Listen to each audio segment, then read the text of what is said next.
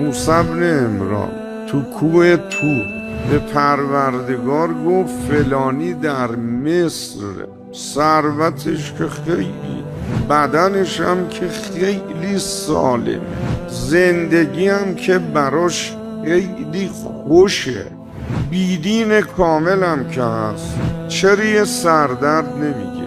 پروردگار فرمود موسی او را به عذابی مبتلا کردم که بدتر از این عذاب در دنیا نیست.